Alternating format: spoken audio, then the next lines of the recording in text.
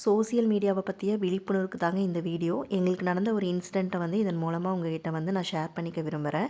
இப்போ social media வந்து எல்லாருமே வந்து யூஸ் பண்ணி பழகிட்டோம். இதை நல்ல விதமாக யூஸ் பண்ணி அது மூலமாக தங்கள் பிஸ்னஸை வந்து நிறைய பேர் டெவலப் பண்ணிகிட்ருக்காங்க. ஆனால் ஒரு சிலர் பார்த்திங்கன்னா இதுக்குள்ளே வந்துட்டு எப்படி வந்து மற்றவங்களை ஏமாற்றி வந்து காசு சம்பாதிக்கலாம் அப்படின்னு சொல்லி தாங்க பார்த்துட்ருக்காங்க. என்னோடய ஃப்ரெண்டோட ஐடியை வந்து ஃபேக்காக க்ரியேட் பண்ணிவிட்டு அதன் மூலமாக வந்து எனக்கு வந்து மெசேஜ் பண்ணாங்க. இந்த மாதிரி அமௌண்ட் வந்து அர்ஜென்ட்டாக தேவைப்படுது, நாளைக்கு நான் அனுப்பிச்சிட்றேன்னு சொல்லிட்டு.